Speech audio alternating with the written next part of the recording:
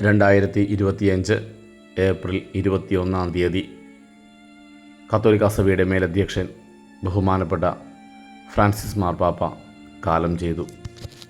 Francis പാപ്പ ആരായിരുന്നുവെന്നും ഈ ലോകത്തിന് ചെയ്ത സംഭാവനകൾ എന്തെല്ലാമെന്നും നോക്കാം. ജോർജ് മാരിയോ ബെർഗോളിയോ, അതായിരുന്നു ഫ്രാൻസിസ് മാർപ്പാപ്പയുടെ യഥാർത്ഥ പേര്. 1936 ഡിസംബർ 17 അർജൻറ്റീനയിലെ ബ്യൂണസ് ഐറസിൽ ജനിച്ചു. ഇറ്റാലിയൻ കുടിയേറ്റക്കാരായ മാതാപിതാക്കളാണ് അദ്ദേഹത്തിൻ്റെ കുടുംബം. ചെറുപ്പത്തിൽ സാങ്കേതിക വിദ്യാഭ്യാസം നേടിയെങ്കിലും പിന്നീട് അദ്ദേഹം ജെസ്യൂട്ട് സന്യാസ സമൂഹത്തിലേക്ക് തിരിഞ്ഞു. 1969 അദ്ദേഹം പുരോഹിതനായി അഭിഷിക്തനായി. കാലക്രമേണ അദ്ദേഹം അർജന്റീനയിലെ ബിഷപ്പായും പിന്നീട് കർദിനാലായും ഉയർന്നു. 2013 ബെനഡിക്റ്റ് 16 മാർപ്പാപ്പ രാജിവെച്ചതിന് പിന്നാലെ മാർച്ച് 13 ഫ്രാൻസിസ് മാർപ്പാപ്പയായി തിരഞ്ഞെടുക്കപ്പെട്ടു. ഇദ്ദേഹം മാർപ്പാപ്പയായത് കത്തോലിക്കാ സഭയുടെ ചരിത്രത്തിൽ കുറേ പ്രധാനപ്പെട്ട ആദ്യങ്ങൾക്കായി വഴിതെളിച്ചു. ആദ്യ ലത്തീൻ അമേരിക്കൻ മാർപ്പാപ്പ, ആദ്യ ജെസ്യൂട്ട് മാർപ്പാപ്പ, ഫ്രാൻസിസ് അസീസിയാരെ അനുസ്മരിച്ചുകൊണ്ട് ഫ്രാൻസിസ് എന്ന പേര് സ്വീകരിച്ച ആദ്യ മാർപ്പാപ്പ. അദ്ദേഹത്തിന് ദരിദ്രരുള്ള സഹാനുഭൂതി, പരിസ്ഥിതി സംരക്ഷണം, ഇടനിലക്കാരെക്കുറിച്ചുള്ള നീതി, മതേതര സംഭാഷണം, അഭയാർത്ഥികൾക്കുള്ള കരുണ തുടങ്ങിയ വിഷയങ്ങളിൽ തൻ്റെ നിലപാടുകൾ തുറന്നു പറഞ്ഞിട്ടുണ്ട്. യുദ്ധകാര്യങ്ങളിൽ ഫ്രാൻസിസ് മാർപ്പാപ്പയുടെ ഇടപെടലുകൾ വളരെ ശ്രദ്ധേയമാണ്. ഫ്രാൻസിസ് മാർപ്പാപ്പയുടെ നേതൃത്വത്തിൽ വത്തിക്കാൻ ലോകമെമ്പാടുമുള്ള യുദ്ധങ്ങളിലും മാനവിക ദുരന്തങ്ങളിലും സമാധാനത്തിനു വേണ്ടി ശക്തമായി ഇടപെട്ടിട്ടുണ്ട്. അതിൽ ചില ഉദാഹരണങ്ങൾ നമുക്ക് നോക്കാം.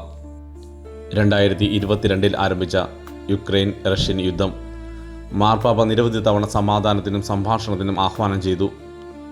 യുദ്ധം അസഹിഷ്ണുതയുടെ പ്രതിഫലനം എന്ന് അദ്ദേഹം വിശേഷിപ്പിച്ചു. റഷ്യയുടെ ആക്രമണത്തിനെതിരെ വ്യക്തമായ നിലപാടുകൾ സ്വീകരിച്ചു. യുക്രൈനിലെ ജനതയുടെ അവസ്ഥയ്ക്കായി നിരവധി പ്രാർത്ഥനകളും സഹായ പ്രവർത്തനങ്ങൾക്കും അദ്ദേഹം ലോകത്തെ പ്രോത്സാഹിപ്പിച്ചു. ഇസ്രായേൽ പാലസ്തീൻ പ്രശ്നം, ആയിരക്കണക്കിന് നിസ്സംഹാരങ്ങൾ നടക്കുമ്പോൾ മാർപ്പാപ്പ മനുഷ്യന്മാരെ അതില്ലാതെ കൊല്ലുന്നത് ന്യായീകരിക്കുവാൻ കഴിയില്ല എന്ന് ലോകത്തോട് വിളിച്ചു പറഞ്ഞു. സഹാനുഭൂതിയും സംഭാഷണവുമായ നിലപാടാണ് പാപ്പയുടേത്.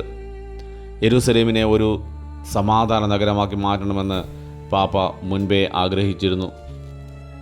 സിറിയൻ ആഭ്യന്തര യുദ്ധം. മാർപ്പാപ്പ 2013 സിറിയയിൽ അമേരിക്കൻ വ്യോമാക്രമണ സാധ്യതയുണ്ടായിരുന്നപ്പോൾ ലോക സമാധാനത്തിനു വേണ്ടി വലിയ ശബ്ദമായി തീർന്നു. ആഗോള പ്രാർത്ഥന ദിനം ആചരിച്ച് യുദ്ധത്തിനെതിരെ ലോകം ശ്രദ്ധ തിരിക്കുവാൻ അദ്ദേഹം ശ്രമിച്ചു. അഭയാർത്ഥികൾക്കായി യൂറോപ്യൻ രാഷ്ട്രങ്ങൾക്ക് നിർദ്ദേശങ്ങളും നൽകി. ആഫ്രിക്കൻ രാജ്യങ്ങളിലെ സംഘർഷം, കോൺഗോ, ദക്ഷിണ സുഡാൻ, സെൻട്രൽ ആഫ്രിക്കൻ റിപ്പബ്ലിക് തുടങ്ങിയ രാജ്യങ്ങളിലെ സംഘർഷങ്ങളിൽ മാർപ്പാപ്പ ആകസ്മികമായ സന്ദർശനങ്ങൾ നടത്തിയത് ലോകശ്രദ്ധ നേടി. അദ്ദേഹത്തിൻ്റെ സന്ദേശം സദ്ഭാവനയും ക്രൂരതയ്ക്കെതിരായ പ്രതികരണവുമായിരുന്നു. ഫ്രാൻസിസ് മാർപ്പാപ്പയുടെ നേതൃത്വത്തിൽ കത്തോലിക്കാ സഭ ഒരു സഹാനുഭൂതി മനോഭാവമുള്ള സമാധാനപൂർവമായ നിലപാടുകളിലേക്കാണ് വഴിമാറിയിരിക്കുന്നത്. യുദ്ധം എങ്ങനെ മാനവരാശിയെ വിഭജിക്കുകയാണ്, അതിനെതിരെ സഭയുടെ ശബ്ദം എങ്ങനെ ഉറച്ചതായിരിക്കണം എന്നതിൻ്റെ മികച്ച ഉദാഹരണമാണ് മാർപ്പാപ്പയുടെ ഇടപെടലുകൾ.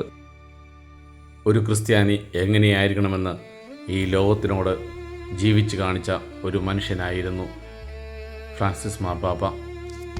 തൻ്റെ ജീവിതം കൊണ്ടും തൻ്റെ പ്രവൃത്തികൾ കൊണ്ടും തൻ്റെ വാക്കുകൾ കൊണ്ടും അത് ഈ ലോകത്തിന് അദ്ദേഹം കാണിച്ചു കൊടുത്തു.